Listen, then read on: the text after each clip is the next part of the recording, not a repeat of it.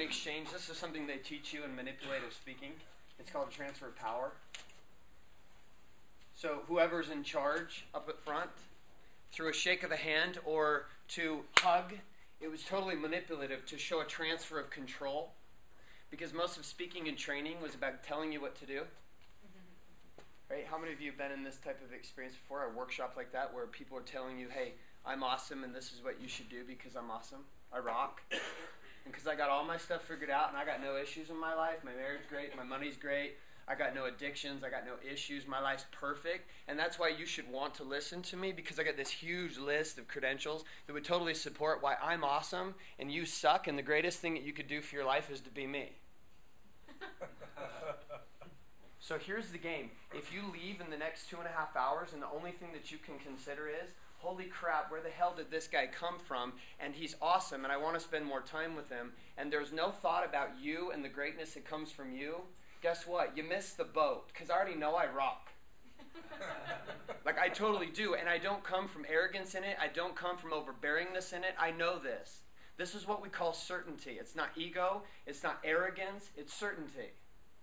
It's attractive, it's magnetic, and it builds revolutions. It draws people. It's why right here in a 25-minute teleconference, we put more people in this room, and I didn't have 1 ounce of conversation about your juice, or your protein shakes, or your weight loss products, or anything else. So consider for a moment that today we can go one of 2 ways with this conversation. I can take you through informational training. What's your name? Yours. Arthur. What do you think I mean by that? What is informational training? Like getting us the knowledge about something, products, or... Got it. And how's that been working out for you in your life? Giving you the information. How's it going and producing results? Well, it doesn't help unless you put action with it. Got it. Huge point there, right? How many of you can agree with that? The information without action doesn't create a whole lot. Here's the thing. Like training and speaking and Saturday trainings, here's how it usually goes, right? Some guy walks in here you don't know. He tells you all the reasons why you need to be successful. He tells you to be fearless. He tells you can't have fear. You just need to make the list of people, and you just need to go talk to your family, and wah, wah, wah. It's like Charlie Brown all over again, right? Like the parents want.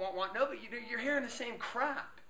It's why people don't listen in church. It's why they don't listen at work. It's why they don't listen to their spouse, because it's the same thing. Wah, wah, wah, wah, wah. And we as human beings, when we experience patterns that are the same, whether they're working or they're not working, we shut off to them. So consider the worst thing I could do for you today is share more information with you. So what we're going to do today is going to make many of you very, very, very uncomfortable. Right. Did you see how you just did that? Okay, what is your name?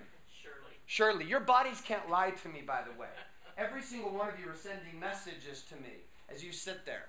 Whether you want to believe it or not, the most powerful form of language has nothing to do with the words you say. Less than 7% of your ability to influence another human being to go from point A to point B comes from the words that you say. See, half of you, I'm talking too fast for your minds to even grasp what I'm saying. I do it half on purpose because I don't want you to hear what I'm saying. I want you to feel it.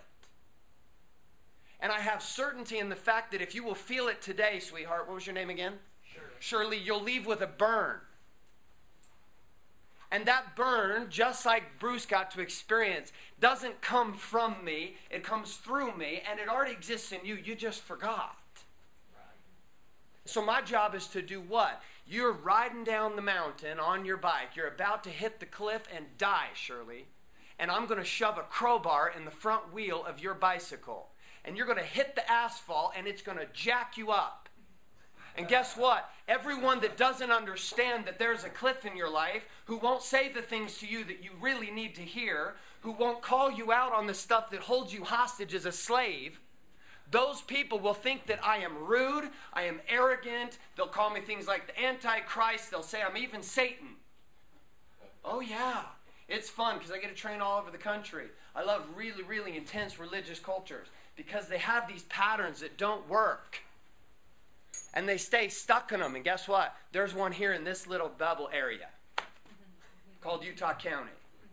And it doesn't work. And how do I know it doesn't work? Because divorce, addictions to porn, inability to produce results in business, and it's all over. So consider for a second the greatest favor I can do is have this be about you today, Shirley. See, now notice how your eyes did that again. You're Right? making me uncomfortable. Got it. Now, why would I want to do that? Is it because I want to feel like I'm awesome and I get to push you around type of deal? Is that what it is? Yeah. No. Did you come here by choice today? I did. Got it. And so by choice, today you're going to get a choice, which is to play all out or to half-ass it. Okay? And what that will be is not any of the body language that you're sending of discomfort. That's not, I love that. It will be what you do with that. What are some of the patterns that we have when we get uncomfortable? What are some of the patterns that we have? What is your name? Suzanne. Suzanne, what are some things we do when we get uncomfortable? Oh, let's see. Your eye could twitch. I could twitch, right? Let's look at actions. What do we do here besides just body language? What are things that we'll do if we're uncomfortable in a situation? Somebody challenges our pattern. Defensive. Okay, so we'll be defensive. Of course, that comes from one of my little warrior goddesses, right?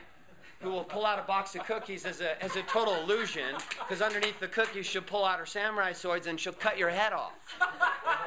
Right? I already know this about her because I spent 5 minutes with her.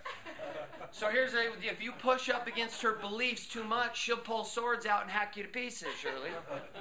Now, she won't do it with literal swords. She'll do it with her words. She'll talk circles around you. She'll make you feel uncomfortable. Do you know what your pattern is? What's yours? I can already tell you what yours is, but I want you to acknowledge what it is. When you get uncomfortable, what do you typically do? Back off. Yep, you withdraw. So consider for a second there's only two responses the way you're experiencing today.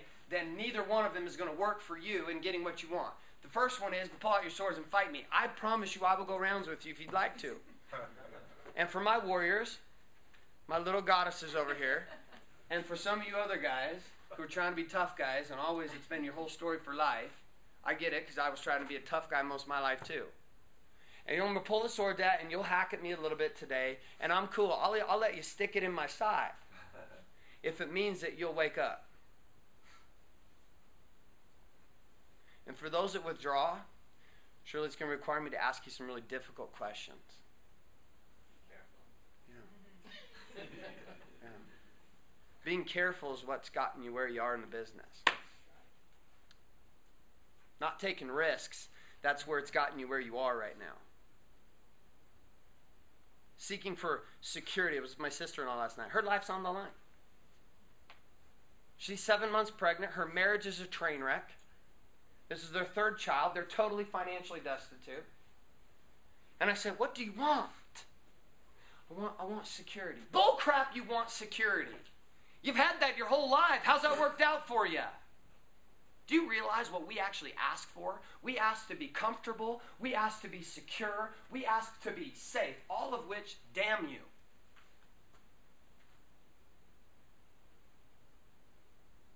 We ask for the exact things that will screw your life up and never have you progress to anything that was a legacy or greatness.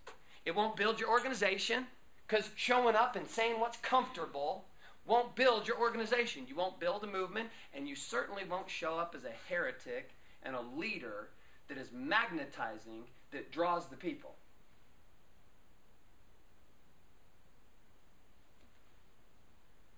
So how many of you agree that thus far in the first 10 minutes, this is typically how Saturday trainings go? Okay, good. That means that I'm absolutely where we need to be right now. Because how would we know those trainings aren't working?